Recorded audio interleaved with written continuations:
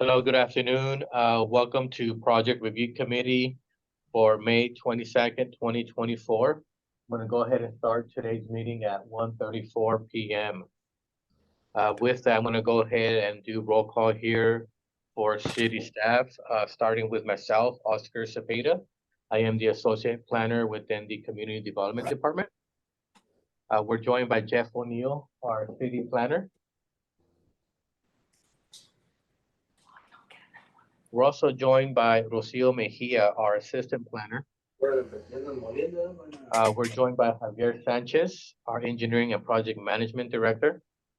We're also joined by Clayton Dignam, our Fire Marshal. We're joined by James Wickersham, our Chief Building Official. We're also joined by Robert Alvarez, our Field Services Manager. We're joined by David Payne, our Water Utility Superintendent. We're also joined by Mark Acevedo, our Police Department Lieutenant. And we're also joined by Sarah Torres, our Engineering Department Representative. And lastly, we're also joined by Fabian Uresti from our Economic Development Department. And I believe that is all from city staff. And I think our lastly here, I believe our director is trying to join us. 1 second.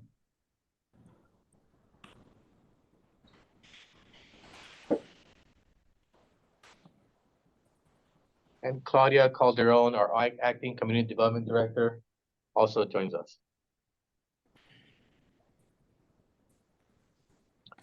And at this time, I'm going to go ahead and open oral communications. This is the opportunity for members of the public to address the committee on any matter pertaining to project review.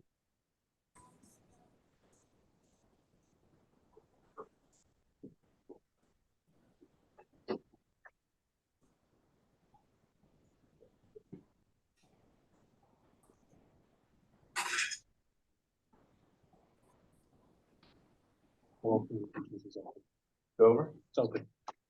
Open? Okay. We open?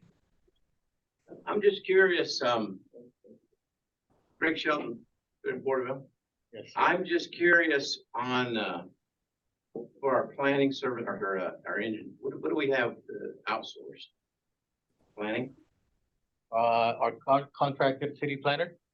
Yeah, or is it the one from over in Visalia? Yes, with Provost and Pritchard. Yeah, what's his name? Jeff O'Neill? Is he here? Yes.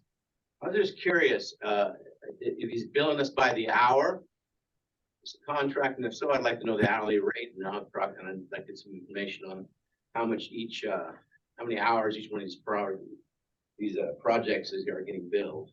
So I'll probably just make a public records request up there, but I'd like to find out, because it seems like we spend an exorbitant amount of time over minutia. It seems like it's probably not doing real well for our budget. For the record. Thank you for that comment.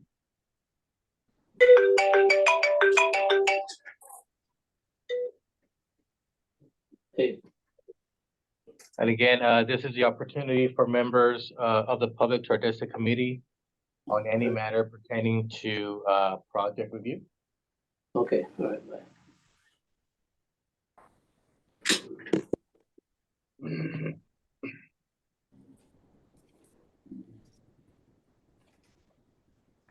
No comment from any members of the public joining us online?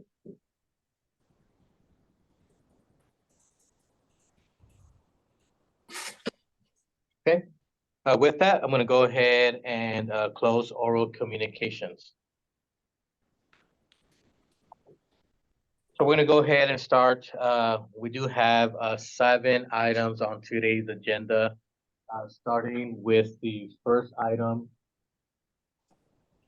which is PRC 2024-015, in which the applicant is proposing a general plan amendment for 2 properties that are located on West Henderson Avenue. Let me go ahead and share my screen here for the project site.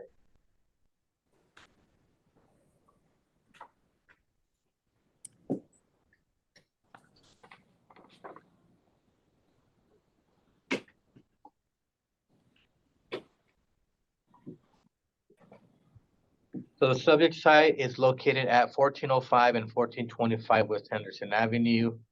Currently, the property is zoned retail centers. It does, however, have a general plan land use of public institutional.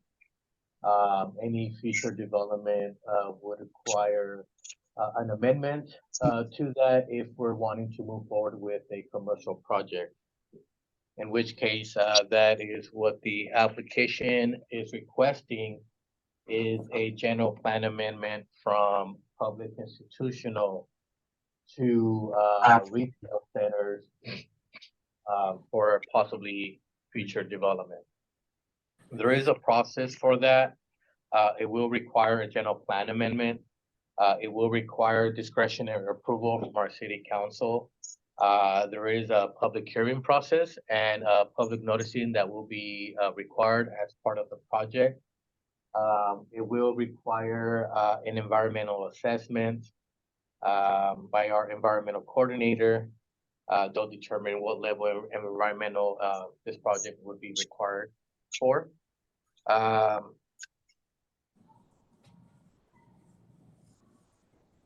As far as any future development, if we were able to get that approved, it would have to comply with the development code for that specific zone district. But at this time, it is our understanding that no development is being proposed, correct? Yes. But from planning side, it's gonna be the process, the application, the fees, and the discretionary approval for the project. It could take anywhere from possibly 4 months, up to 4 months, just in regards to the noticing that we're having to send out. Whenever there's a general plan amendment proposed, it will require a minimum 90-day consultation period with our local tribes.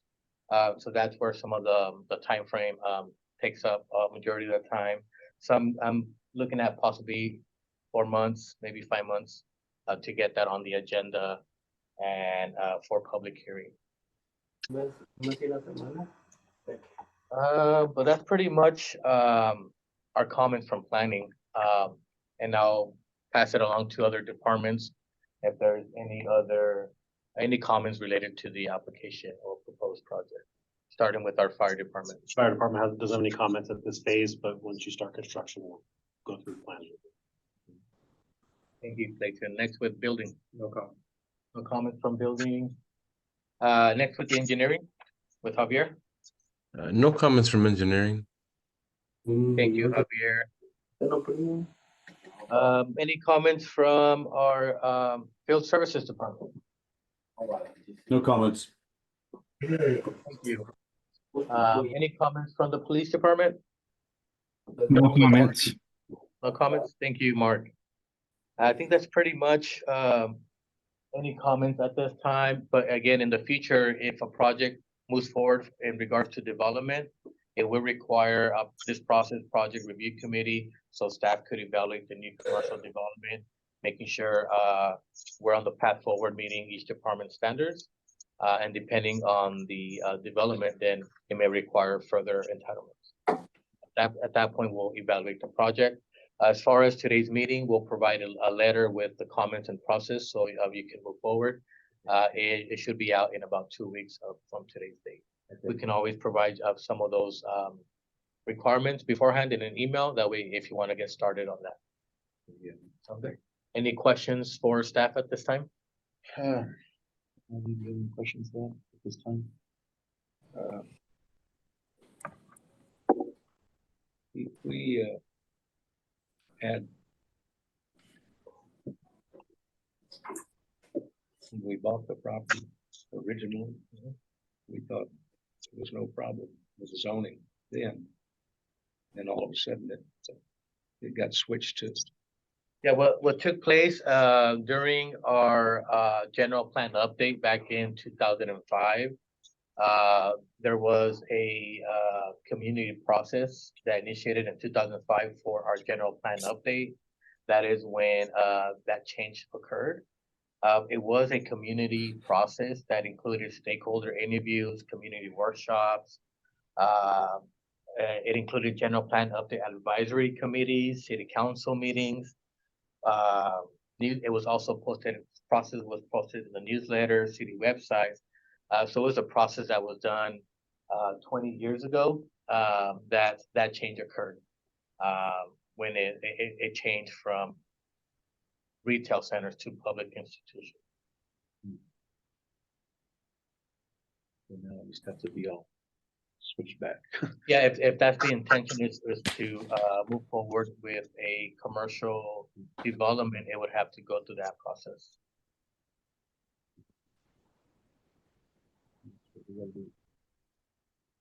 All right, well, thank you for joining us today, and we'll be assisting you through this process. Appreciate it. Thank you. Thank you so much. Okay, and it would take, you said roughly 4 to 5 months to get going. Correct, just because of the process, whenever we do propose a general plan amendment, that we have to go through some Right. public noticing, that would take a lot of that time frame. Even though it was the commercial, retail commercial to begin with, I mean. Correct, because we're processing an amendment to the general plan, and Yes, there's certain noticing that we have to go sure. through, which is, that is one of the steps. All right, well, thank you, Ralph. Have a good one. Thank you for joining us. Yes. Appreciate the opportunity. Thank you for the application. Thank you. All right. Yeah. There we go. Good. Thank you. Thank you, buddy. And they'll give you our business cards. I would Appreciate it. Thank you. Thanks a lot. Thank you, sir.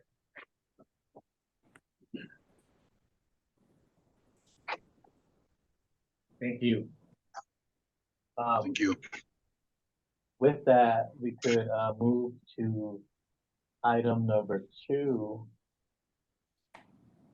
which is PRC 2024-016 for the General's Cafe, located at 1025 West Henderson. Okay, Okay,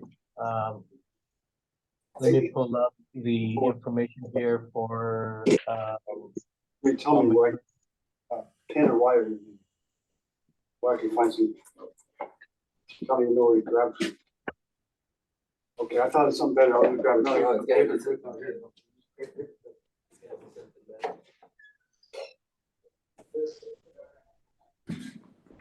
yeah, so we received an application for a conditional use permit for request of alcohol license under type 41 on sale for the General Cafe and Grill located at 1025 West Henderson Avenue.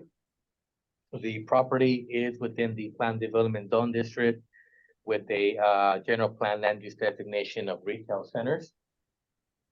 Our understanding of the project is that there's not gonna be any major changes to the establishment as far as any new construction. Just mainly gonna be applying for that request for alcohol sales, which for the city of Porterville would require a conditional use permit.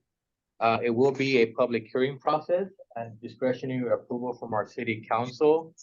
There are fees associated with that process for a conditional use permit, which includes a conditional use permit fee of $1,164. There will be noticing for the adjacent properties, 500 feet radius. The city can provide that service for $26.50. It will require an environmental assessment. We can make a determination for a notice of exemption. For that, which there is a fee of $79 in order to file the document. There are gonna be some conditions placed on the property from the departments, which include, for example, no alcohol advertising shall be displayed and or viewed from outside of the building. Alcohol service shall be limited to the hours of operation. We did verify with the ABC that this location is let me see. There's an over concentration of existing alcohol license, which with the process, a letter of public convenience or necessity will be required by the mayor as part of the conditional use permit approval. Currently, these property is within Census Tract 36.02, which allows 6 on sale and 7 off sale alcohol license. And currently there 7 on sale licenses, putting it one above the allowable. And with this application, if it proceeds, it would put it 2 over that number, which would require that letter. That's pretty much it from planning based off the application. And then we'll proceed with our fire department with Clayton. Fire department doesn't have any comments with this project. Thank you, Clayton. Next with building with James. No comments from building. Next with Javier with our engineering department. No comments from engineering. Thank you, Javier. Next with our field services department. No comments from field services. Thank you. Any comments from our police department with Mark? No comments from the police department. Thank you, Mark. Let's see. I think that's it from staff. Are there any questions, Sergio, in relation to the application or the process? Not at this time, I just want to know from here, where do we go from here? Yeah, what will be the next step? The next step would be applying, submitting the application for the conditional use permit with the fees associated with the application. Once received, we'll schedule the item for a public hearing. We'll prepare staff report, conditions of approval, schedule the item for council. It could be a couple months out, depending on how quickly we're able to move forward with the application from the applicant side. So it should be in a couple of weeks that we could get it on council for this type of project. Okay, so pretty much go down to the city and get that started. Yeah, correct. And we could provide you links to the application process if you want to get that started after today's meeting. Okay, yeah, please. Sounds good. Any other questions for staff, Sergio? No more questions. Sounds good. In about 2 weeks time frame, maybe less, we'll be able to get all comments from staff in the letter mailed out to you and email. Thank you. Appreciate it. Thank you. Have a good day. Thank you for the too. application. No problem. Thank you. Moving along. Item number 3, Mr. George Gutierrez, want to join us here at the table.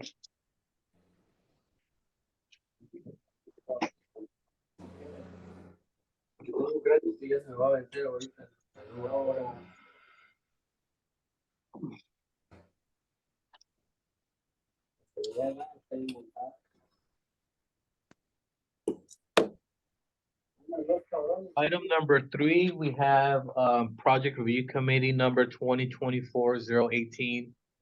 The applicant is proposing a commercial use on the property, which is going to be a mini mart. Also showing a service station here. The property proposed is at the northeast corner of Plano and Henderson. Currently, the property is zoned residential. It does not allow commercial uses. So I do see that the application is proposing a zone change, general plan amendment to the existing zoning to commercial.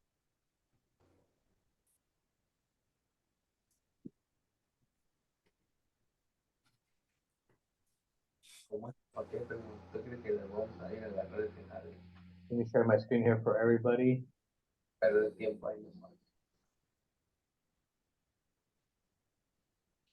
So yes, again, on the planning side for zoning and land use, the property is currently zoned residential. It's zoned low, medium density, which allows, residential uses. There would have to be some type of change there proposed and approved as a discretionary approval. Of course, it's not gonna be, it's gonna have to be a discretionary approval from our council. It will be a public hearing to do that. But there is state laws in regards to housing and not having a net loss to our housing numbers in our arena. That is something that we would have to take a look at if we were able to proceed with this project.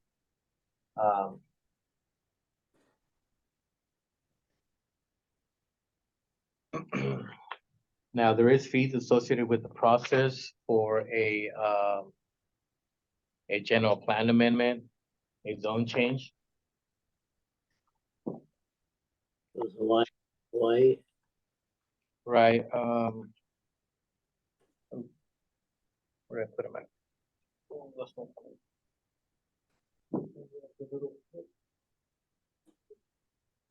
The fees? So the fees for the general plan amendment, zone change is 1,105. General plan amendment is $1,599. There would be some type of environmental assessment of the project that we would process through our environmental coordinator and consultants. We'll provide that level of review as part of the PRC letter. If we were able to get this somehow approved, it is adjacent to a residential district. There are transitional setbacks for that. We wouldn't be able to propose a building on property line. There would have to be at least 5 feet separation from that. Again, if we were able to proceed, complying with our parking requirements and our development code, service stations do require conditional use permit. So we would have to process that application also. Conditional use permits are $1,164.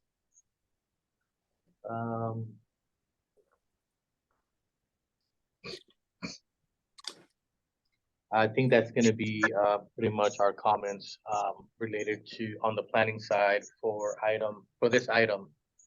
I do know that there's a second application for another development, which will provide those comments here in just a bit. I think that's gonna be good for planning at this time.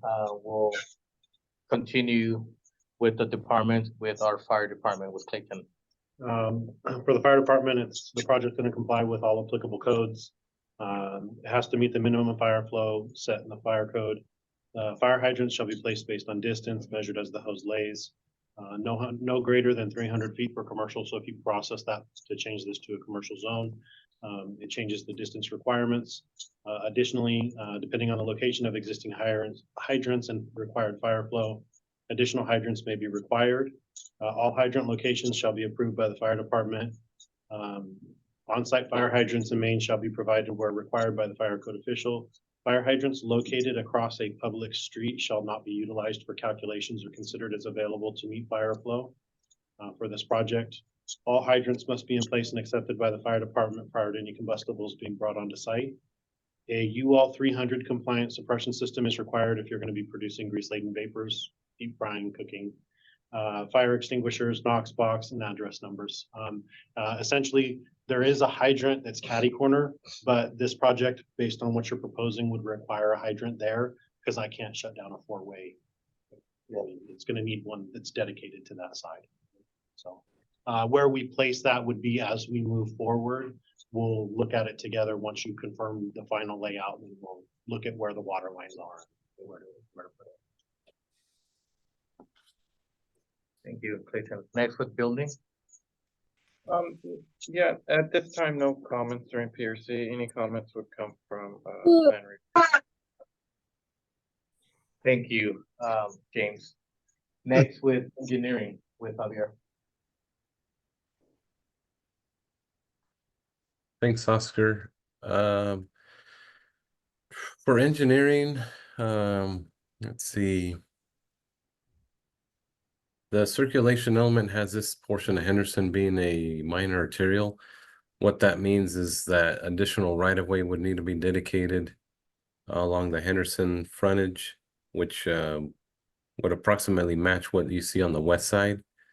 So it would have to get widened, which would eat up some of that area. And because of that intersection as well, that drive approach would need to move right up against the east property line, similar to how you have shown the north drive approach on Plano. And then besides that, there'll be just the landscaping improvements and right behind the curb, and then the offset sidewalk behind it. So it looks like you may have at least that part there. But yeah, so the major points for engineering, just additional right-of-way needed on Henderson and that drive approach being pushed to the east property line.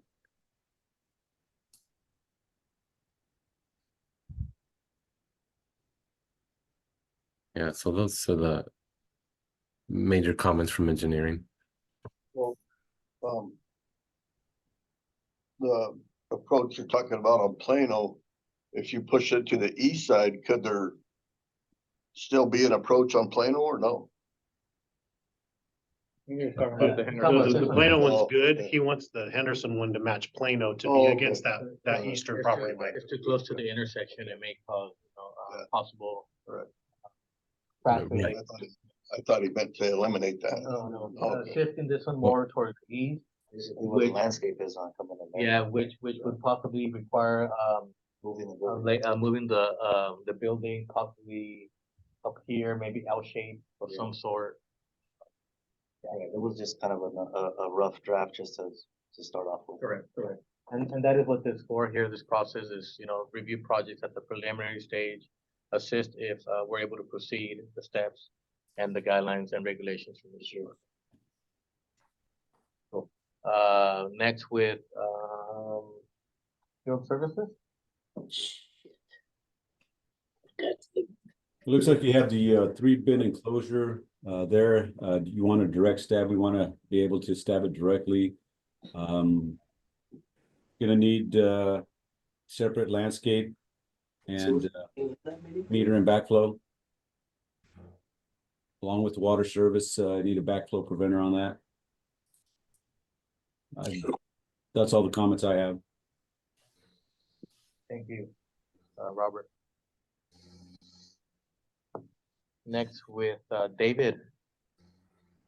No, Robert covered my comments. Thank you. Oh, sorry. Thank you, David. Any comments from police department with Mark? No comments. Oh, one question, quickly, alcohol sales. Would be a part of the future project? Okay, that would also require, as part of the conditional use permit, we want to identify, alcohol sales, if that's something, you want to, have as part of your, mini market. I think that's pretty much it from, the department, unless there's any questions or comments from the applicant on this, item. Javier, are any streetlights gonna be needed? Let me see. I believe so. There'd be, let me pull that up real quick.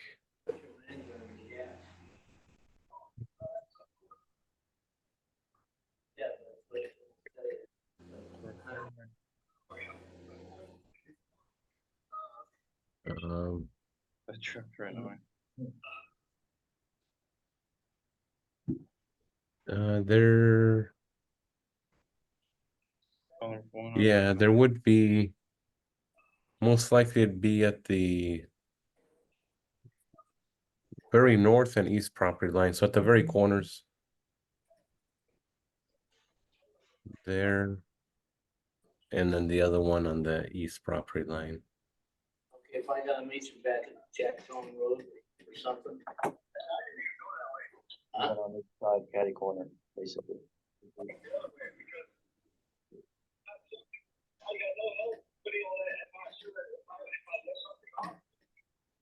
Now, if there's one on that pole, let's just say this moves forward and there's that pole right here, right on that side, could we do the same thing similar to that, or are you talking about putting a whole separate pole up for that? The new street light would have to be up to the new city standard, Javier? Right, all new streetlights are required to be on their own pole.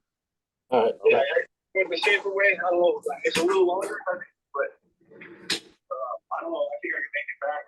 I don't think it's okay, but I'm just doing this. Okay. Thank you. So yes, as far as the comments from today's meeting, we'll provide them in a letter in about 2 weeks' time frame. Again, we would have to make sure that there's not a net loss here for the potential residential housing that this may affect. I think I calculated about 4 units. But I think that's where the second item comes in, right? With that, we'll move along with. You need block wall? Separating. Yes, residential. yes. Probably. Yeah, separating The house residential on from the east commercial. side. Yes, when you Or propose, Both, you're gonna propose changing Correct. just that lot, so Yeah. now you have commercial and residential. correct, they will require a block wall on the north and eastern property line since it will be abutting a residential use, abutting a commercial. Yes, that'll be a part of our comments. Good. Okay.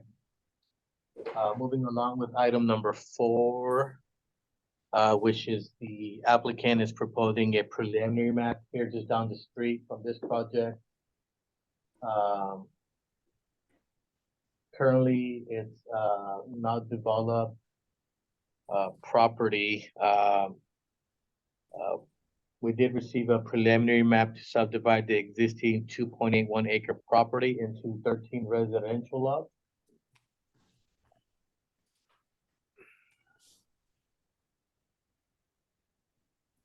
Let me share my screen here with the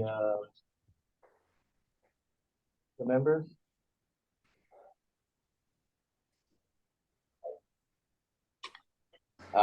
Yes, so they're proposing a subdivision of 13 residential lots. The applicant is also proposing a zone change and a general plan amendment to from low medium density to medium density residential. So we're proposing an upzone from 11.3 units maximum to 15 units. As far as the proposed preliminary map, it will require to process a tentative map. I do see that some of the lots do not comply with our minimum standards. The applicant can adjust those lots or possibly go through a conditional use permit to delineate from our standards. The example could be the lot number 10. What is it? Lot number 7, 8, 9, 10. You're showing 55 feet wide lots. The minimum for this district is 60 feet. You can adjust those lots to meet the minimums, or you can apply for a conditional use permit for a small lot subdivision or to delineate from the standard.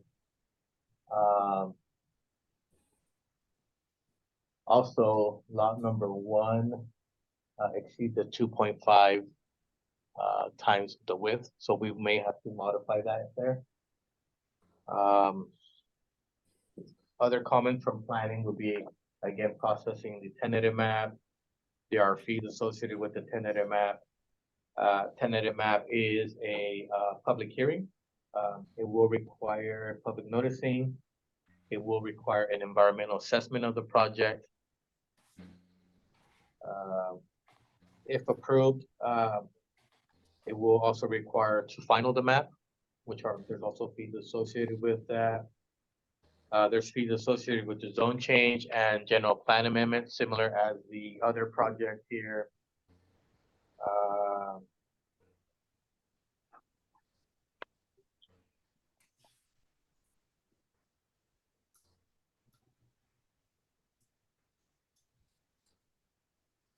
I think that's pretty much it from our department, related to the application.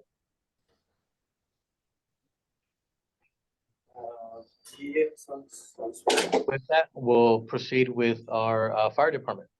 For this, it's a residential zone, so no more than 500 feet distance for fire hydrants. We'll approve the layout once you get the final.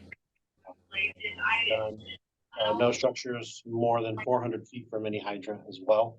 And then all proposed roads shall be constructed to meet city standard width. Thank you, Clayton. Next with building. No comments from building. Thank you. Next with Javier with our engineering department. All right. For engineering, it'll be similar to the prior one where Yeah, but if you it's can't listed find it, as a minor arterial on I'm not gonna buy another fish out of my pocket, so Henderson. either it gets fixed So or the layout will have to account for that. And let me see. And then for street widths, as long as they're 56-foot wide right of ways, 40-foot minimum bulb diameter at the curb face. So that's what 50 feet, 50-foot radius on the bulbs at right of way. Let me look at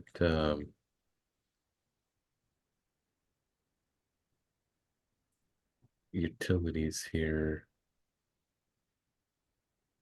The sewer and water are exist through there, so it's just a matter of tying that in.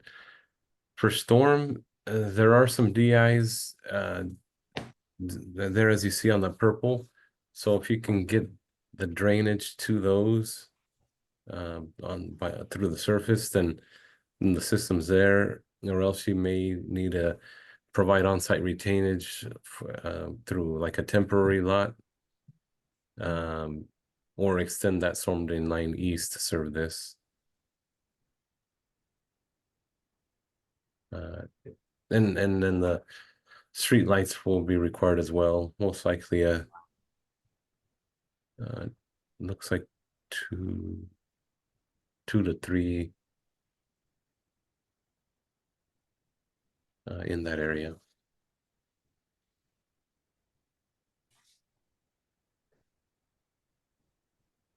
Wait, those are engineers' comments. Thank you, Javier. Next with field services. No comments. Thank you. Any comments from our police department? No comments. Thank you.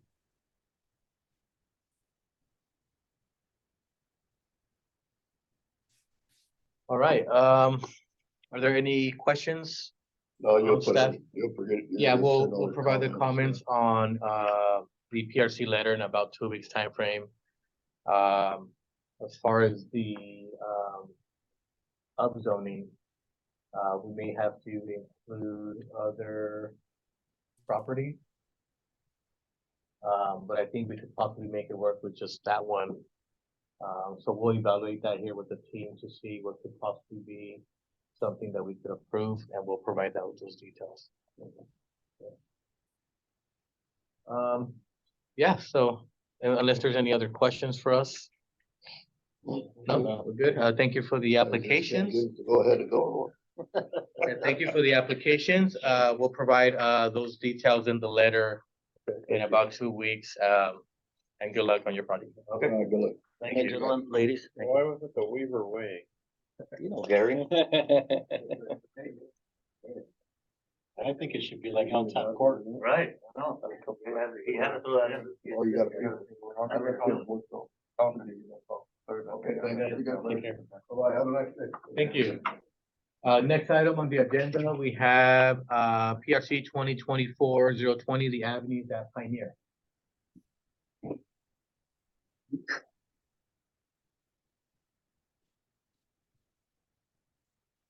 Let me go ahead and share my screen here of the project.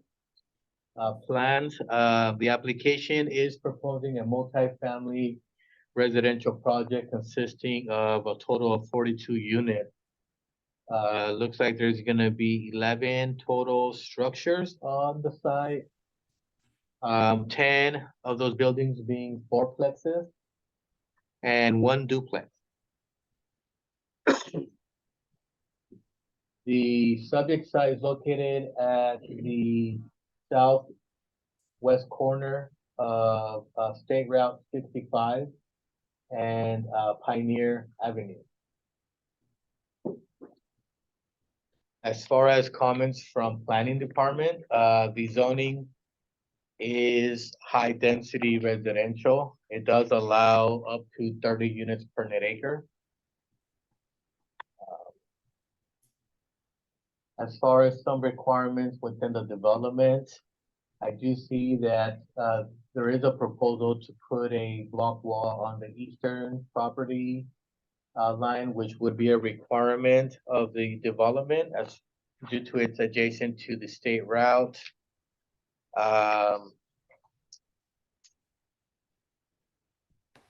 There will be a requirement to provide open space for the project. I did not see that identified on the plans, but we just want to make sure that we provide a minimum of 100 square feet per unit. And that common open space shall be accessible to all residential units on the lot. It can be served by a stairway or other accessible qualifying as ingress egress.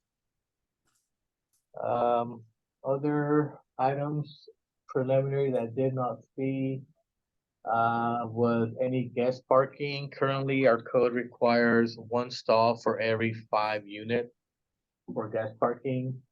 The project is proposing a 2-car covered parking for each unit, which would suffice that, but we still need some guest parking on the project. One question for the applicant, are we gonna be proposing any affordable housing as part of this application?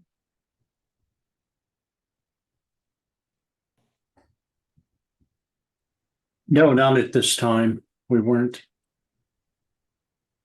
Okay, that will be an option for you guys. There are incentives and concessions. If you propose some, not all, but some affordable housing, we'll provide those guidelines in the TRC letter. That way, if you guys wanna take a look at that. It could provide a reduction in parking, again, incentives and concessions as part of the project, if it is something you guys would like to take a look at. Oscar, at this time, this is the for sale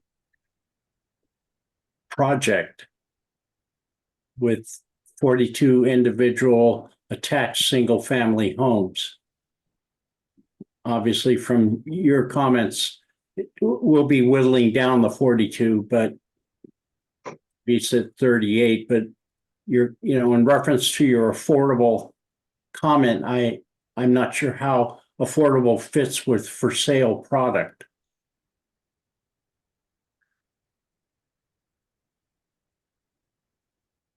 Thank you for that comment, Donald. Are we proposing lots, like townhomes for these projects? Yes. Okay. Yeah, we would remap these individually. Sold either as an individual type townhome or a fourplex. If somebody bought a fourplex as like an investment, they're essentially going to be essentially going to have 4 escrows.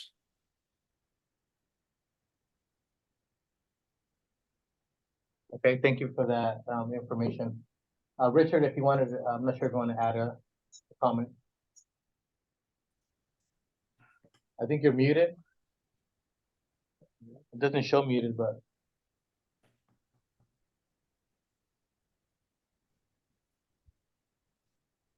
Yeah, I can't hear you.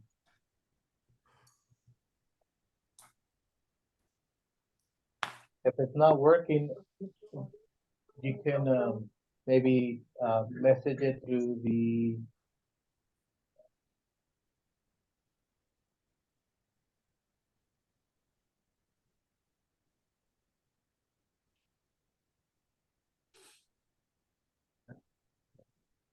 Bottom left. Bottom.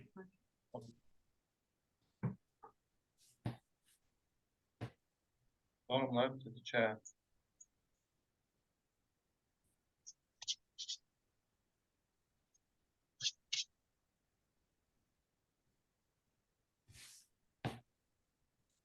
Yeah, there it is. You can make that comment in the chat section, Richard, if it's, having difficulty there. Um.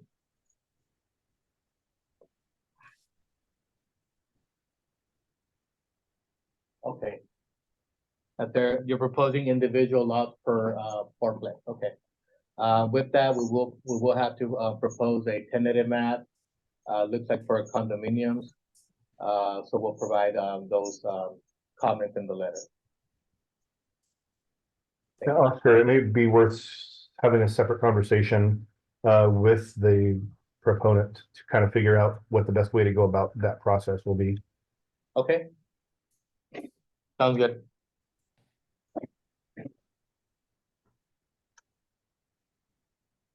Okay, let me share my screen here, back to the plans. So other than that, it is within the maximum allowable for density, looks to me all setback. Pretty much complying, development to comply with our development code. I did not see trash enclosures.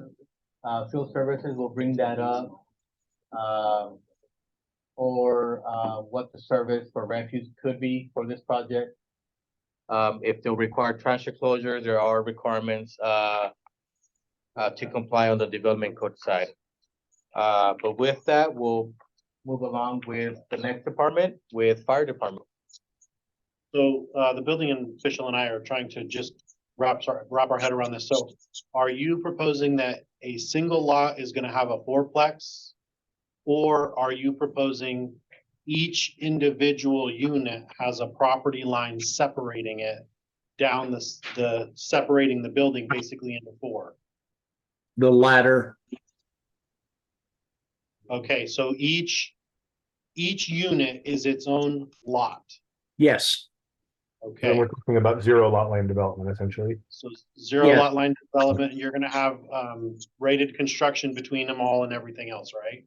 Gonna have to. So yes, that's, because that changes our, the fire department's comments, as far as how the fire sprinkler system is designed. So, let's see, I can work a bunch of this stuff off. Do we have the, if you need that? Oh, but it's not. It's not showing.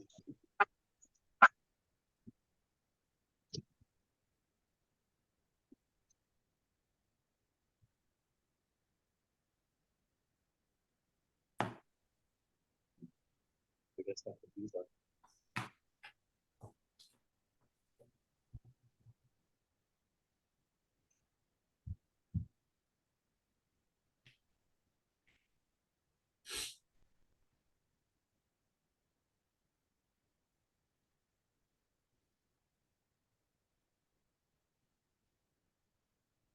You're wondering if more than 150.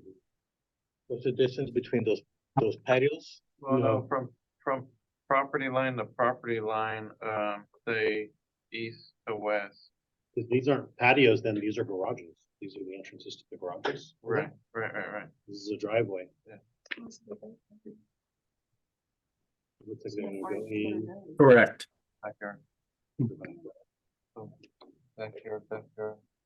They go in and go over and go out. Can you drive around? Yeah, that, I mean, that just goes to, okay.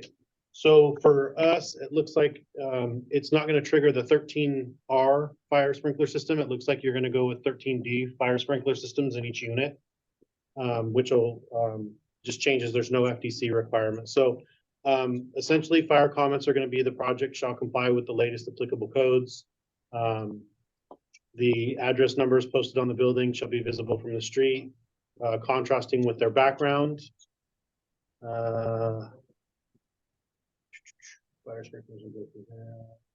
Project still has to meet the minimum fire flow requirements for the 2022 California Fire Code Appendix B. Fire hydrants are to be placed no greater than 300 feet separation for this project. Let's see, the fire hydrant system needs to be looped. No structure greater than 400 feet from a hydrant. If common driveways are 150 feet or greater in length to the public street, a fire department access road and required turnaround shall comply with the currently adopted edition of the California Fire Code. Maintaining for these, they're going to require a minimum of 20-foot access going around them, which will be a dedicated fire lane that needs to be marked appropriately, where there's going to be no stopping, standing, or parking. Maintaining 2 entry and exit points. Additionally, the project to the west of you that came in originally was proposed to the city to include the portion that you're bringing in now. During the negotiations for that project, the secondary access to Cobb was allowed to be an improved surface with DG. With the completion of your project and the addition of the additional units and everything, we're going to require that that secondary access be paved at this point with a hard surface. In the notes, I'll include the California Code of Regulations Title 19 section, as well as the Fire Code section, where we're going to be requiring that to be a hard surface. And that's pretty much it. I'm going to modify my comments since I have a better understanding of what's being proposed here. And a lot of it took out fire department connections, fire sprinkler systems, and things like that. So are there any questions for fire? I'm good. You were referencing that sliver to the south of Carolita there that. Correct. Be- That's a yeah, secondary fire access Right. point. Right, okay. Yeah, I saw that. I'm actually with that company. Okay. And I saw that didn't get paved and I was kind of scratching my head, but whatever. Yeah, and it was when that came in, it was the expectation that it was going to be temporary while this second phase was being resolved. And then Yeah. once the project got completed out, that would get completed as paved. Okay. So we saved a little money and spent a little money, huh? Well, you kick the can down the road, if you will. Yeah.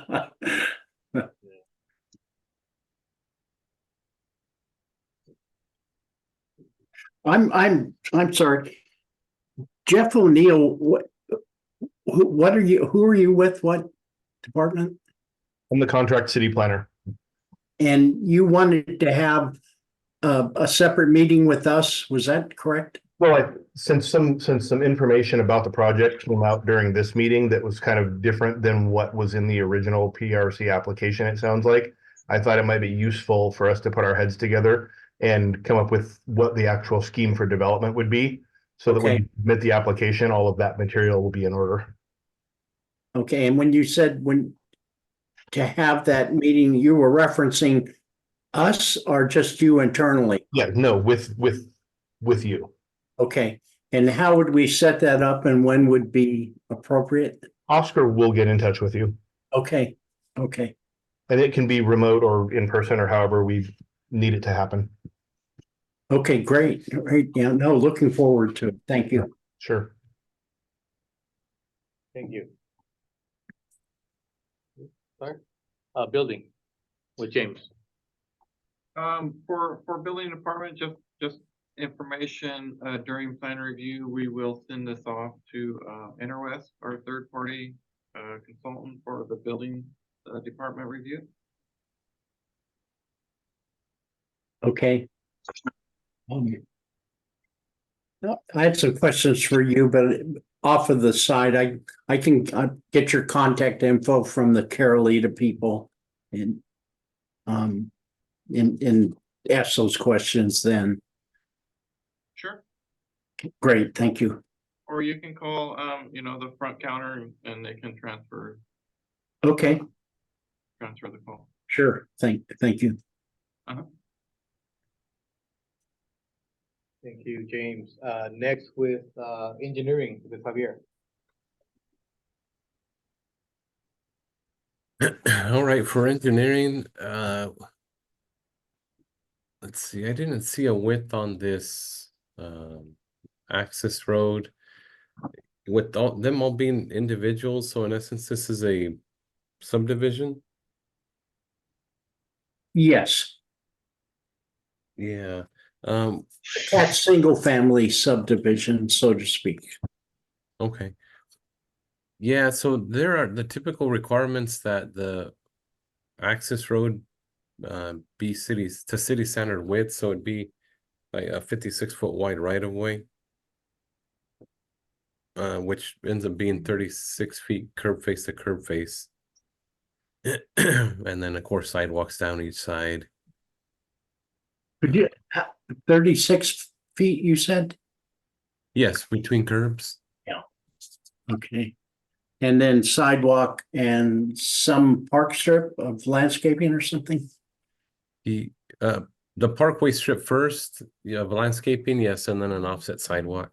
Okay, So all in all, it ends up being, well, it's all within a 56-foot wide right of way. okay. And will this all tie into the development to the west? No, No. two separate projects. Okay. So you Other, intend to keep the gate between them? right, other than that, we always reference the crash gate through their strobe access or whatever it is. Yeah, that's part of your secondary access. Again, that sliver that goes down to Cobb is the secondary access. That gate or those gates are components of that secondary access. And we were supposed to have a stub there for the fire line for the loop system also. Correct, that's my understanding, yeah. Hopefully that got put in.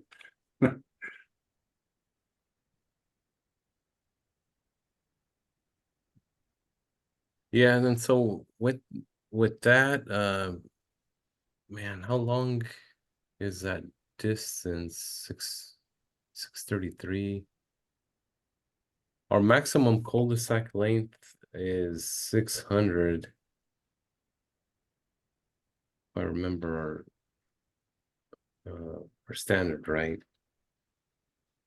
So we may have to play with that, the overall length, to make sure we're in compliance.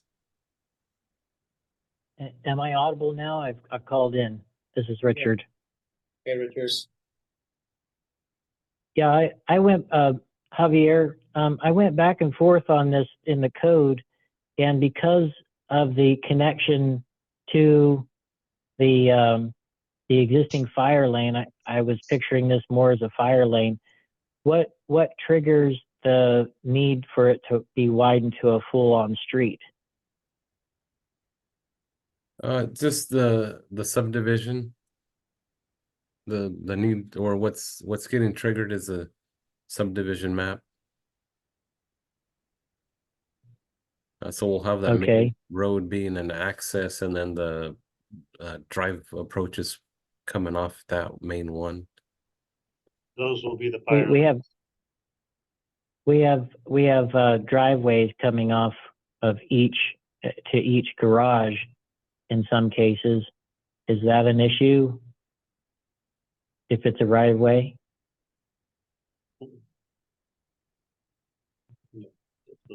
Public street. Oh, like that whole row of east side lots? Yes. Hmm. So that's why I was picturing it more as a fire lane than a road.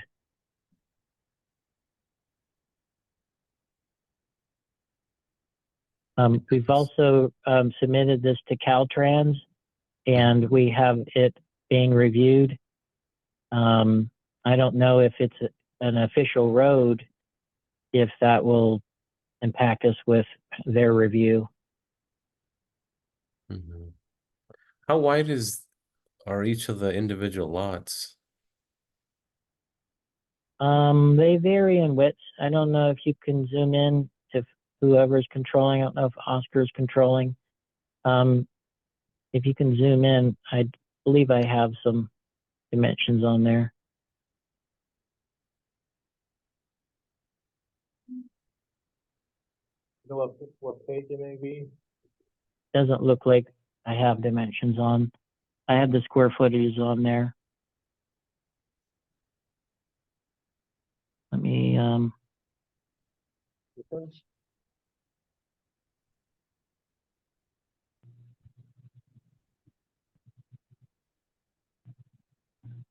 Okay, so right now it's only 20 feet wide.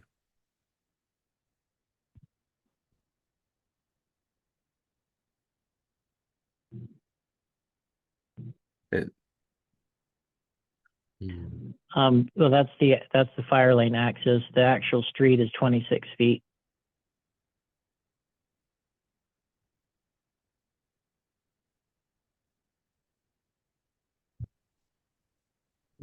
So the paved road's 26.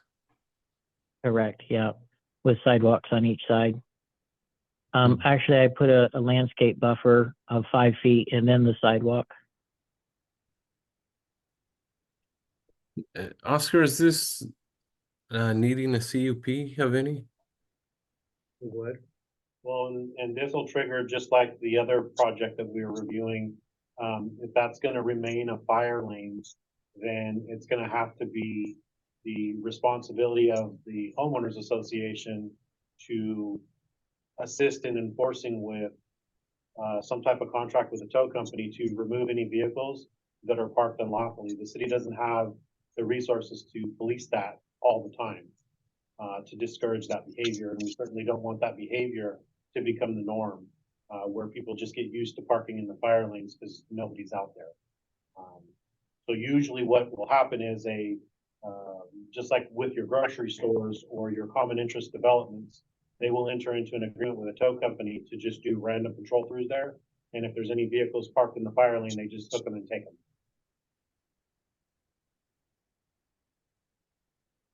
Understood. Okay, so yeah, on a similar project that we did something like this, we're able to deviate from a true full-blown road through a CUP. But we did, in order to provide parking, what we did do was widen the access width to 28 feet. That way you have two 10-foot lanes, and that also allows fire to be, occupy the 20 they need, and have at least one side have parking. If that's a desire, otherwise the whole thing would be red curbed.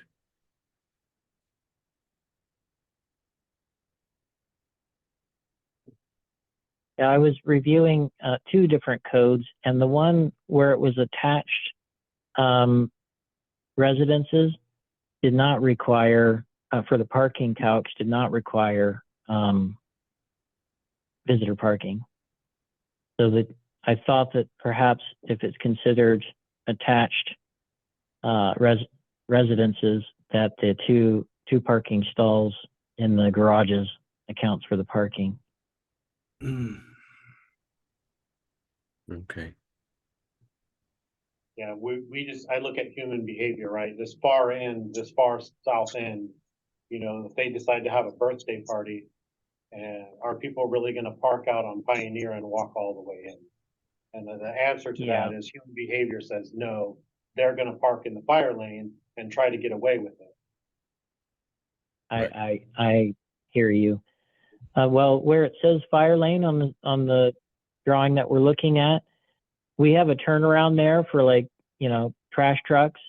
But all along that strip there, I could put some visitor parking. It just reduces our on-site retainage that we were trying to do. I don't know if there's a storm drain nearby we could use, but we were trying to create some swales and that kind of thing for on-site retainage.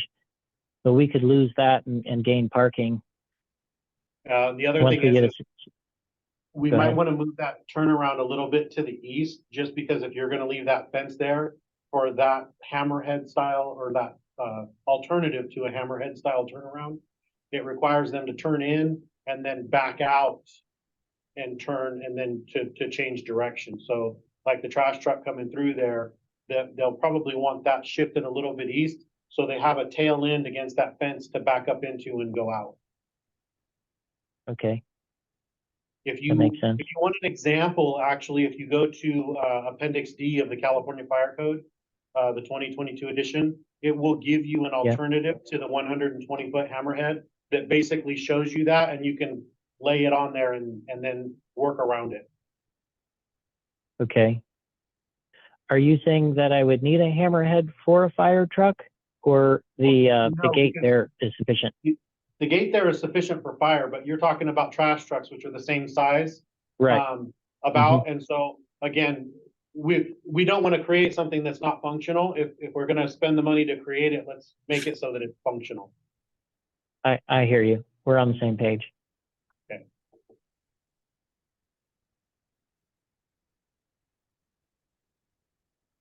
Okay, thank you. This would be considered a private street, where we're driving this, and not a public street? Well, yeah, that's one way we can go about it through the CUP. So long as it's acknowledged that it'll all be privately maintained. And again, looking to get the 26-foot drive aisle to be 28, just to have some parking. But if space is really tight and you can't get that to happen, then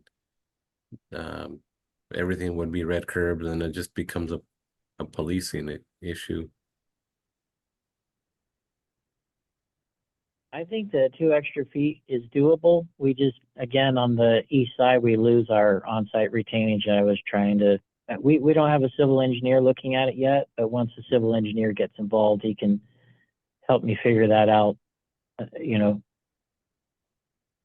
Right, and to share, there was a basin created with the first phase.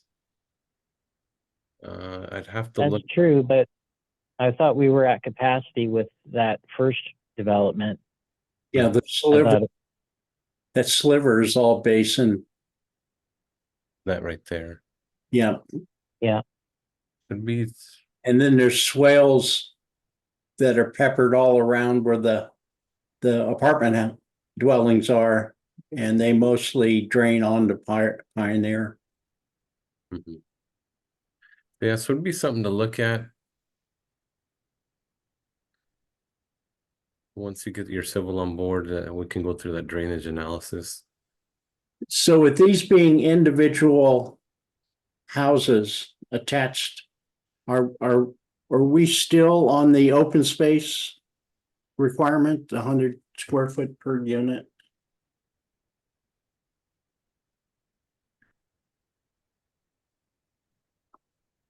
I mean, you don't have to answer that now if you don't know that right away. The requirement, is my understanding, is based off the zoning. Oh, okay. So yes. High density residential would require private open space and common open space. Okay. Yes. And as far as actual trash enclosure, is it, is this something that the person that buys the units, you know, they get their own trash cans and trash trucks come in and, you know, you take them to the street and the trash trucks pick up the individual cans? We'll have our field services, answer that question, but with that, we could, proceed with, Robert. So I'll have to review this with our refuse superintendent to determine how best we can serve the refuse. It just depends on the typically we don't want to back up our trash trucks. We want something that we can come in, maybe a bin and direct stab. But I'll speak with our superintendent and provide the comments. Thank you. Thank you, Robert.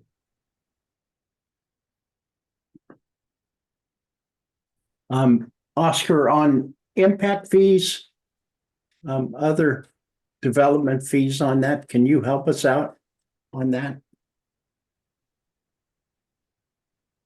Yes, we'll process that through our, engineering department and building, possibly. Okay, I just, We would, I'm not sure if we're able to give you an answer at this time, as we don't have a, what would you say, final product? sure. Okay. Yeah, yeah, once we, Yeah, go ahead, Javier. and you're probably gonna say the same, Oscar. Once Yeah. we have a layout that accounts for all the comments that are being received today, then we can definitely drop the fees for that. Thank you. Thank you. Also, on a side note, which is completely outside of my lane in the fire department, but something that I saw that I thought was really interesting was where you're showing that large retention basin up along Pioneer. Yes. I was talking with Mike Knight with the city here, and they are some projects that they do down south or in larger areas where they actually do an excavation and put substructure underneath and then end up with a park on top of it. So it still acts as the retention basin, but functions on the surface as open space or a park. It's kind of like Lego building blocks underground. They're pre-manufactured, pre-engineered, and then they go over them with a surface layer, and you still have open space for, some of them were large enough, they had soccer fields on them. So just an idea, something I think is neat and might help when you're trying to look at that. Now, you may look at the cost and say it doesn't work for this project, but I mean, you may look at it and think that's a great idea and a great way to accomplish what we're trying to accomplish. Thank you. Thank you, Clayton. I don't know if this is too early for this question. I was wondering about having the ability to build that duplex for a model before the rest of the project gets built and do pre-sales. Is that something that the city would look at possibly? So since we're doing since we're gonna have to end up doing a tentative and final map here, probably once you get tentative map approval, we'll put something in a subdivision agreement that'll allow you to build models in a limited number. But it wouldn't be pre-approval of anything. We'd have to at least get through an entitlement process before you can start putting vertical stuff on the ground. Thank you. Thank you, Jeff. I think next we'll move along with our water department. Any comments on the project? Yeah, I'm assuming that the water line headed down the fire lane is gonna be private. And then when that ties into the fire lane over, I'm not sure if that's just gonna be a fire lane and then there's gonna be a domestic service that but now that the project's kind of changing, I might need to look into that a little bit more. It looks to me like that would be part of the looped hydrant line, and then these are gonna have basically, domestic fire sprinklers, which would just be individual services like on a single family residence. And then each building would have its individual domestic water meter also? For each unit. Each Each unit. Okay. There would just need to be a backflow device installed out at the point of entry and off of Pioneer. Yeah. Just like the subdivision to the west. Yeah. That's my only comment. Thank you, David. Thank you.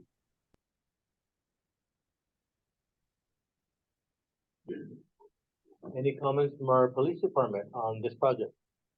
With Mark? No comments from the police department. Thank you, Mark.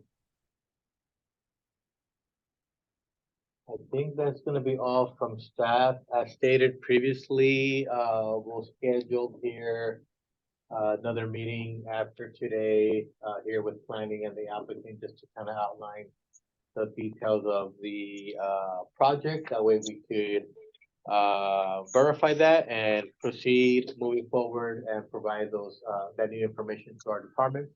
That way, when we do send over the PRC comments and the letter, it addresses exactly what the project is proposing.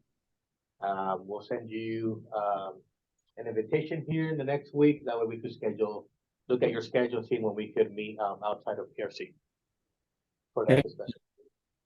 I had one more thing if I'm allowed Sure. to. Go ahead, Richard. Okay. As I mentioned before, we did submit it to Caltrans, and David Deals, who we presented it to, but he allocated it to someone named Marcus Evans. But they had asked who at the city could they contact, and I gave them, I think your name, Oscar, but maybe Javier was the better. I don't know who I should have directed them to. And along with that same line of thought, we're 150 feet from the center line of the entry to the property to the west, and we're 178 feet to the corner of, Highway 65. So I was trying my best to reconcile. I don't know what Caltrans will require yet, but I knew that I believe you guys like the 150 to the center line. But I'm not sure who I should have directed Caltrans to contact. That's fine. Oscar is the best first point of contact. Yeah, And then that's he'll end fine. up distributing things to the other departments at the city. Perfect. Okay, that's all I had. Thank you. No, thank you. I think we're good, unless there's any other questions or comments at this time. As stated, we'll follow up with the meeting with the applicant so we could narrow down the details on the project. But other than that, I think we're good to proceed.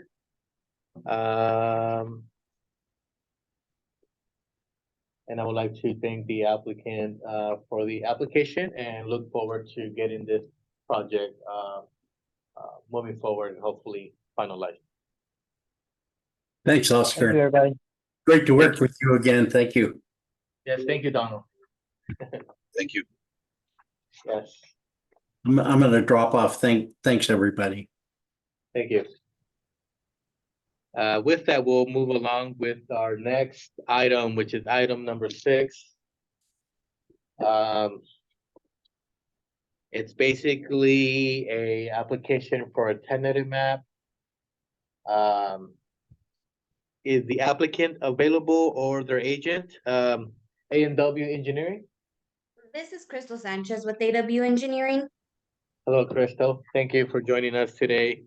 So we have here the application for a tentative parcel map. It is my understanding that the applicant did a change in regards to the number of lots and configuration. Let me pull that information up here to share with the team.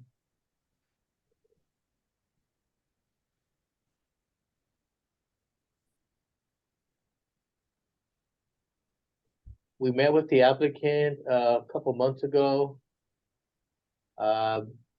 And looks like now they're moving forward just with a two parcel map. As far as the comments from planning, let me see here. So the project is proposing to subdivide the existing 3.12 acre property into two parcels. Subject site located at 1525 West North Grand. The property is located within the low density residential zone district. As far as the project, it will require to go through a tentative map process, specifically a tentative parcel map. There are fees associated with that process. So the fees for a tentative map is, let me see, parcel map. Tentative map is $1,500. It will require also a public hearing, which would be a parcel map committee. And there are fees associated with that process, in which we provided that information to the applicant. But with this new layout, we'll just update the details and move forward. But that's pretty much our comments from planning. And I'll move along with our fire department. Fire department notes are just upon development of the proposed lots, all construction shall comply with the latest applicable code. Thank you, Clayton. Next with our engineering department with Javier. All right, thanks, Oscar. So, you know, we do see this slight change in this layout. As it is right now, this parcel split here, it is doable, and then that would allow the owner to, you know, would either keep or sell off parcel one. I don't know what his plans are. But we will note that at the time of the development of parcel two, because of such a large area, a city standard road would still be required through here, which will most likely trigger the need for acquisition to the west from the adjacent property. There's a church there currently. Because there's things that consider, you know, so once parcel two develops, parcel one turns into like a reverse corner lot situation. So there's additional setbacks on it. And then by the time we do the roadway and then the landscape behind the sidewalk on the west side, you're going to find that you're going to encroach, you know, 20-ish feet to the west. There'll be a need to encroach 20-ish feet to the west. And so, so if the parcel splits just what occur now, then that'll be fine, but just know that, and we'll put in the conditions upon development of parcel two, it'll require the acquisition of additional property right there, just west, just to the right of that fence. How much width do they need for right there? Let's see. So, Oscar, to confirm, it's a 12-foot side yard setback from building to property line for a reverse corner lot. Reverse corner lot would be minimum 12 feet setback. To property line. Yes. So what you would do to find out how much you need is measuring from that house 12 feet to the west, then 56 feet for the street right of way, then an additional 5 feet to the west of that. So we're looking at 17, so 73 feet minimum from the west face of that house towards the west. So if your measurements all play out there, and I know you have a little bit of a setback on the parcel 1 proposed. 73, you need somewhere between, or around 10 more feet. Oh, okay. Yeah, so it's not a crazy amount, but it still is some amount that would be needed from the adjacent owner.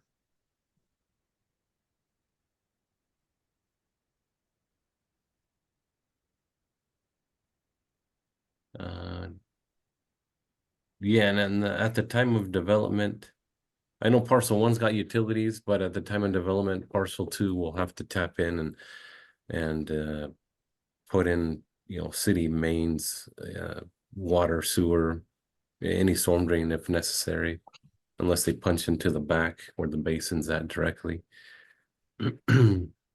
So yeah, those are engineers' comments. Oh, okay. Thank you. Thank you, Javier. Next with, field services. I have no comment, Oscar. Thank you. Next with, David with Water Department. Yeah, Oscar, no comments at this time. Thank you. Thank you. Any comments from our police department with Mark? No comments. Thank you, Mark. So, comments from building? No comments. So we'll provide, an update to, the last, application that we received. And again, we'll just adjust, the comments based off today's, proposed map. And then if there are any questions in the future, feel free to, contact us. Alrighty. Is there any other questions from the, agent at this time? Not at this time. If we end up having any, I'll reach out to you directly. Perfect, thank you. Thank you. You guys have a great day. Going to let the applicant know that we'll be sending the PRC letter in about 2 weeks time frame. Okay, thank you. Thank you. All right, and with that, with the 7th item on the agenda, we have PRC 2024-022 for the crowded table. We have the applicant here, Maurice, joining us. Yes. In which we have, welcome, Maurice. Thank you. In which we have an application for a change in occupancy to 2006 West Olive Avenue. Let me pull up the information here to share with staff.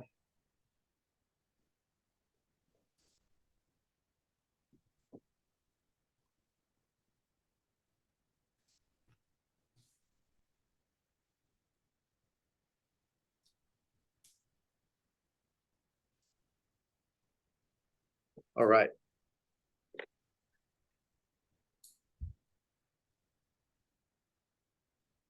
So as far as the location, it's currently zoned commercial retail centers. It previously was utilized as a auto vehicle sales and leasing, and we're now going to be proposing a change in occupancy to a restaurant. As far as on the planning side, if there's any changes to the exterior of the building, or any additions to the building, we want to make sure that we meet setbacks.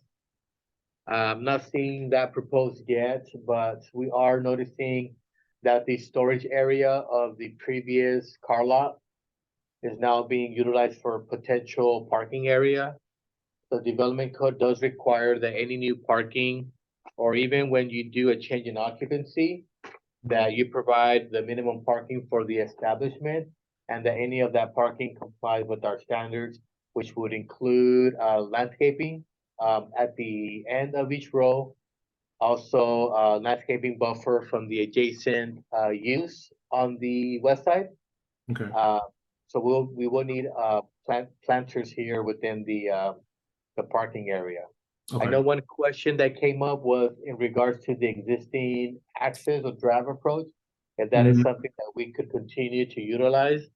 We'll process that question through our engineering division here in just a moment. Okay. But as far as the minimum parking area for the establishment, it's gonna be one per 75 square feet of customer seating area, Okay. right? And again, we'll provide that information in the PRC letter, those details.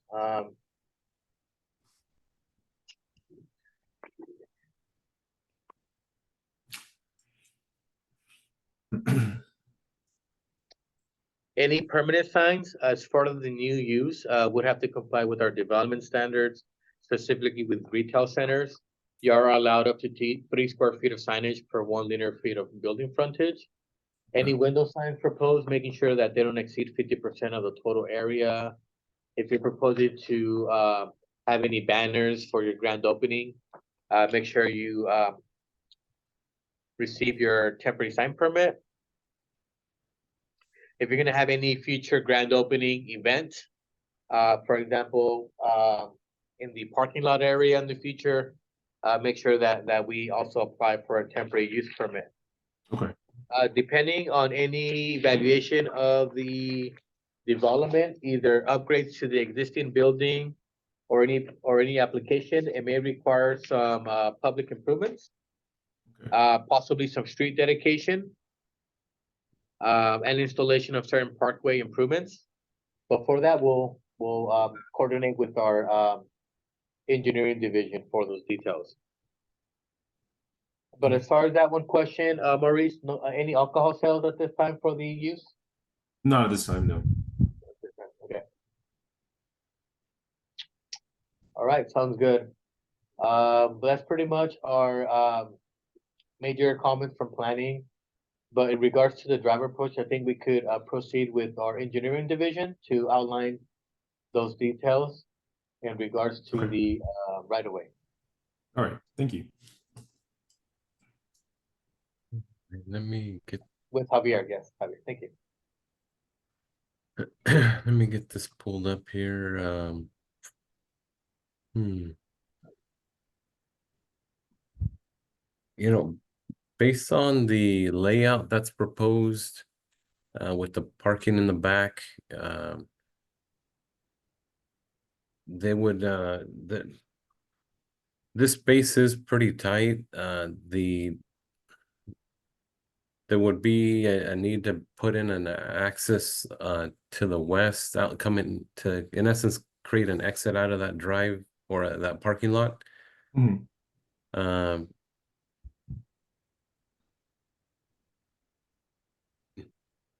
Yeah, so just because that little pinch point right by the building is probably too tight. I mean, Right. one thing that can be looked at is because it does look like the building setback, we can get some extra dimensioning to see if there is a substantial enough passage through there. Okay. And even then, we'd most likely want to. You have quite a large drive approach now.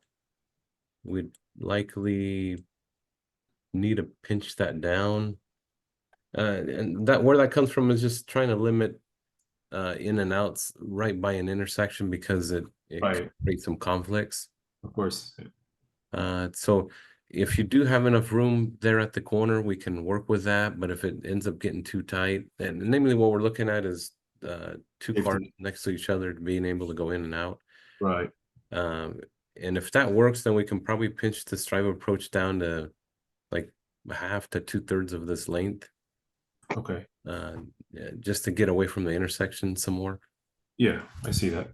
And like maybe possibly to create space for two cars to pass through, maybe eliminating the sign, moving it in order to widen that entry point there.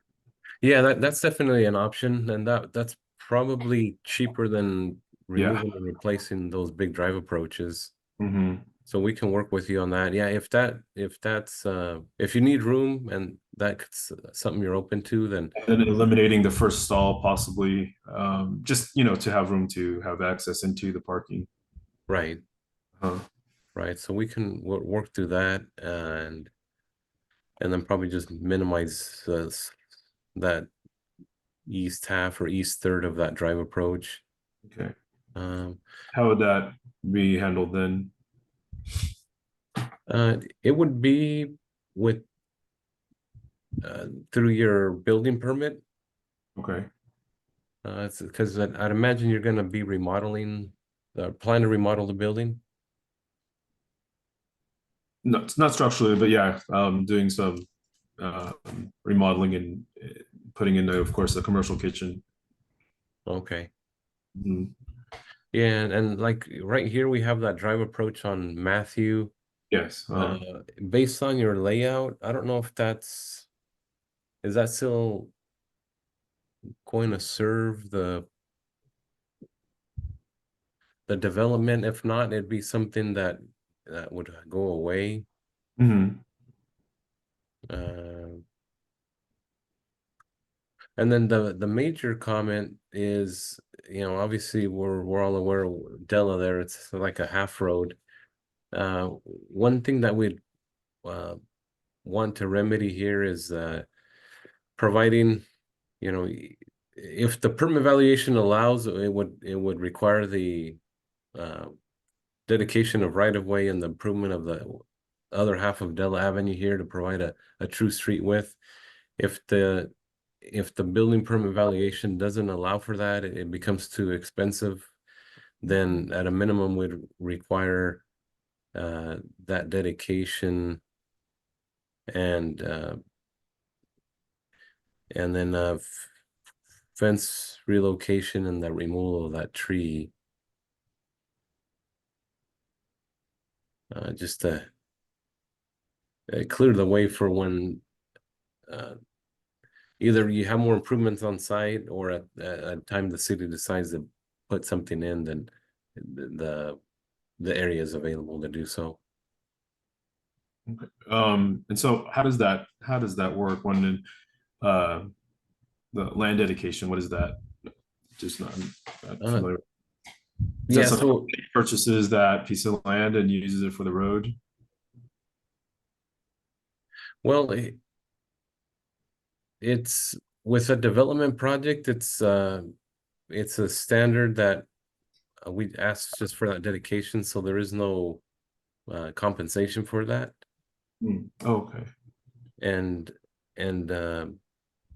yeah, if you would look at, so currently you own or all the way up to where the fence is, probably just a little bit more. Sometimes they don't quite line up. And so that's all private property, and so we'd just be looking to move that property line south, so that the road that exists west of there can be extended across here to tie into Matthew. Okay. And is that required in order to move forward this project, or? Well, it'll depend on valuation. It's just going to depend on your permit costs. The building of a road is expensive, so unless you're doing some substantial improvements, completely gutting the place, it's going to be hard to require this. But as a minimum, we'll be looking to at least get the dedication, so that sliver becomes city property and it can become a city road in the future. Okay. Do you know roughly what what the dimensions of that might be?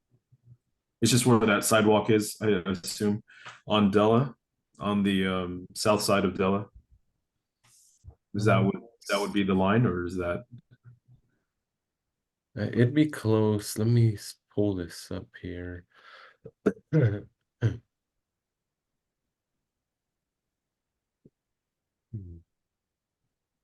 Well, we'd have to look up a map. It looks like it's roughly exactly half the street width, so it's looking like 30 feet. 30 feet Mhm. in from the fence line. Right, it'd go 30 feet south, and that'd go and get into alignment with the existing right of way. And that is, and then the dedication of the land would then for future installation of a road or sidewalk, then that would be something the city pays for, correct? That part of the improvement on the street and sidewalks and. It would be as unless any work you do on the property would be able to afford the improvement. So roughly, there's no set value, but what we hold here is a 20% rule, where like if your main, let's say your main permit's 100,000, 20% of it's 20,000. We'd only be able to ask of you to do 20,000 in addition to the 100,000 you already proposed, or else things get disproportionate. And it's, it just creates a burden of the project and nothing develops. Right. And again, street construction isn't cheap. So, I mean, you'd have to spend, probably $750,000 to even get close to us requiring you to build the road. So really what we're going to settle in on is just asking for the dedication. And then at a point where we create a project in the area is when we'd widen this out. So I'm just curious. Sorry, I'm trying to understand it. So once dedicate that part of the property, then in the future, we would be required to pay for the road? Only if your permit valuation would be able to afford that. What does that mean? I'm sorry. Oh, you'd have to spend over $500,000 to most likely afford that road. So if your permit valuation, your remodel. Oh, okay. So like if I was going to do anything on a bigger scale other than put in a kitchen, is that what you mean? Right, like say you want to $500,000. Yeah, either do a new building or expand the building and tie both pieces together. Okay. And then really add cost to your project. And sure. The street probably you That never sense. really have to carry the burden of putting in the street. Okay. That makes sense. Okay, I just wanted to clarify that. Thank you. And then as far as the drive approach or on the entrance to the parking lot, and we make those corrections, how does that work moving forward then to get it okayed, or how do we look at that, or does somebody come out and assess that? Whoever drew the plan up, if they can give us a dimension from the sign to the existing building corner, and then if it's on a simple app on my on my computer. I'm not a draftsman, but I can do that and submit that. Okay. I'd measure from the projection on the building. From the building. Sorry. So from the building, I would measure from the projection if there's any overhang or eave. Okay, from the eave to the sidewalk, or the end of the sidewalk there, in front of the building is 30 feet. Yeah, so where that eave is, or that overhang right there corner, Yes. measure from that to the sign, and then that'll tell us how many feet are there. And then if the sign comes out, maybe measure to that corner fence post, if you will, right? Kind of give us the two dimensions and see if either one of them is wide enough to suffice. Okay, sure. Yeah, so far, well, I didn't put that dimension, but from the eave to the street or to the sidewalk is 30 feet. Okay. Yeah, so most likely the sign would have to come out because we'd be leading. I know on the engineering side, 2 12-foot lanes, so 24 feet.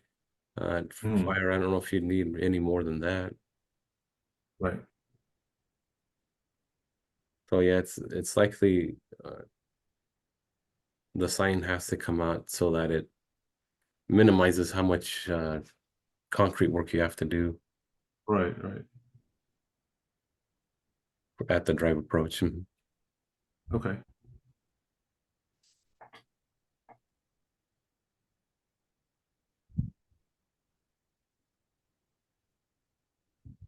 Oh, good.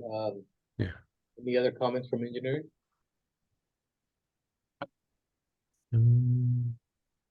Let's see.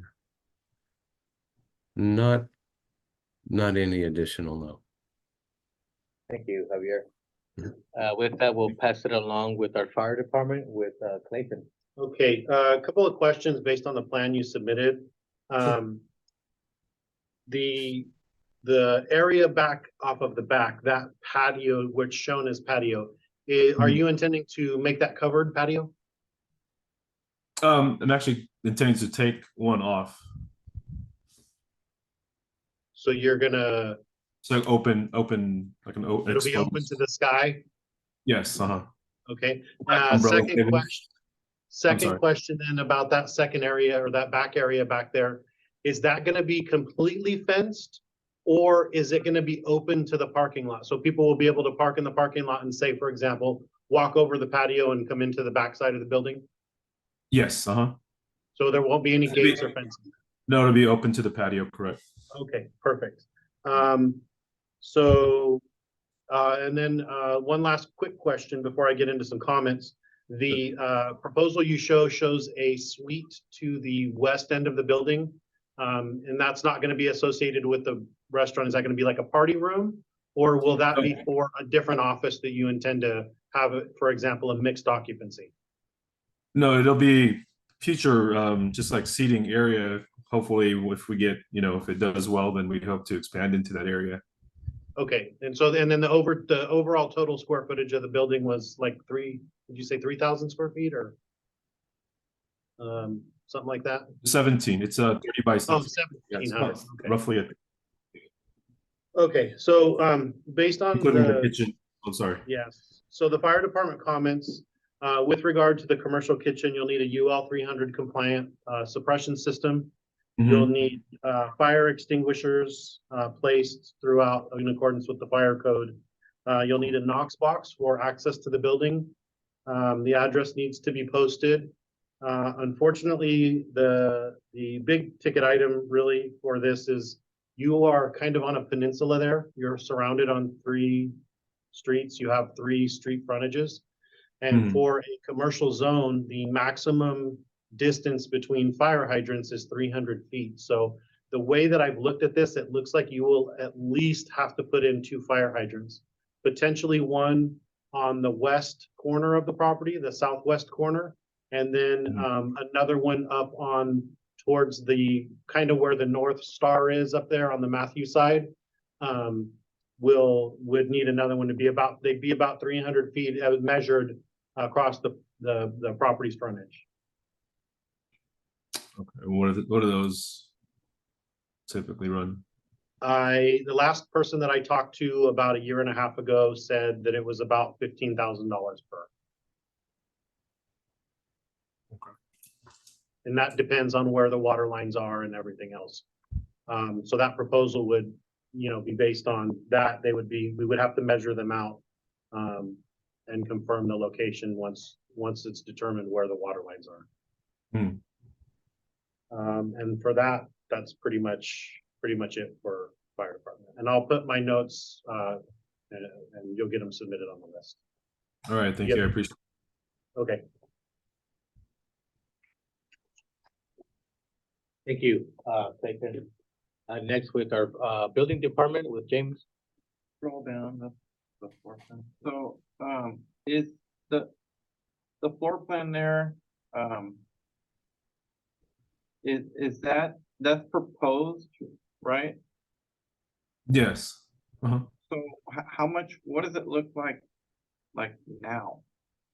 Currently, the three, it's split into 3 units. The left 2 are the same, minus the wall behind the freezer. Okay. Yeah, I would just put that there. It's kind of an idea. And then the bathrooms are the same, except on the bigger unit on the right side. Right there.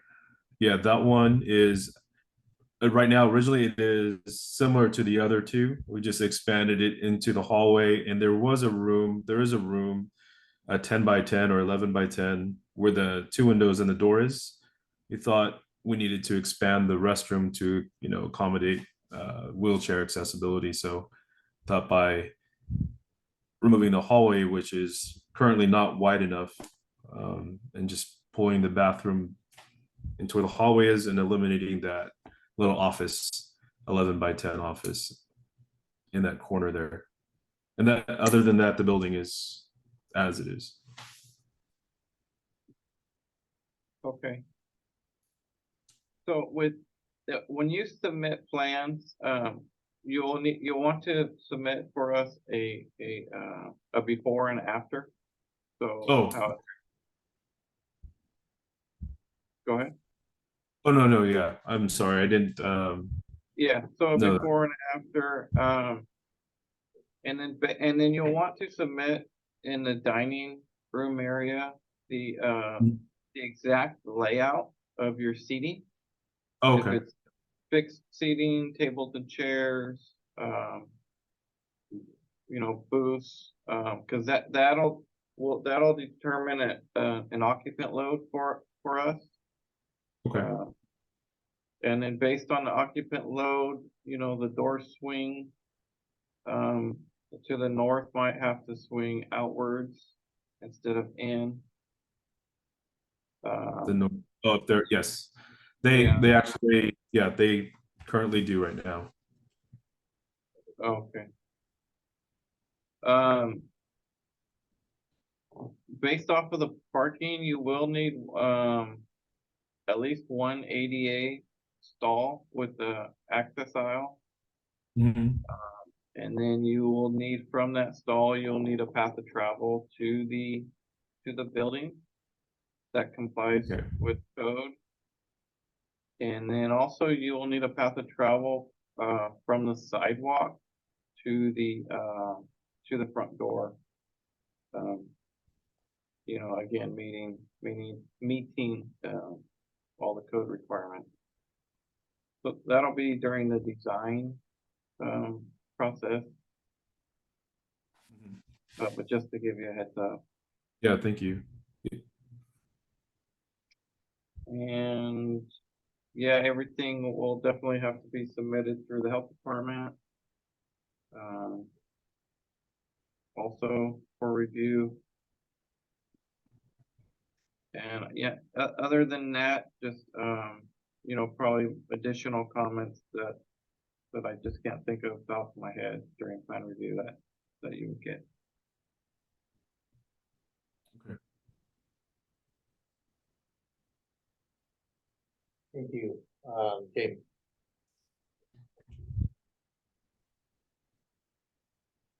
Moving along, next with our field services department, with Robert. For refuge service, the project is gonna require a 3-bin enclosure. Most likely coming off of the Matthew. Try to stay out of, or have our trucks back up into Olive Street. Potentially that drive approach right there would be an area, not sure. We want direct stab to the enclosures. Okay. Thank you, Robert. And with that comment, there are design standards for that enclosure, which include landscaping, materials of the gates and so forth. So we'll provide those details on behalf of the planning side for the enclosure itself. Okay. Thank you. Next with our water department with David. Yeah, there's already an existing backflow device on the water service that's there in that cage right there. So if that was modified or changed in any way, it would just need a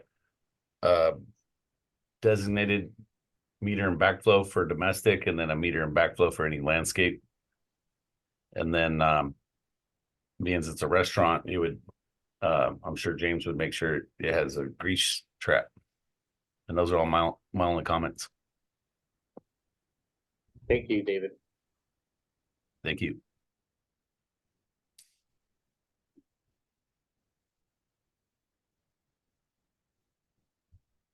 Any comments from our police department with Mark? No comments from the police department.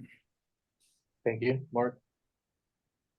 So yeah, that's pretty much comments from the department. Maurice, we'll provide each department's comments in a letter in about 2 weeks time frame. If for some reason from today to a month from now, you decide to possibly, inquire about going through an alcohol license, then we'll revisit that and provide those details. Okay. All right, but with that, that's pretty much it, unless you have any additional questions for staff.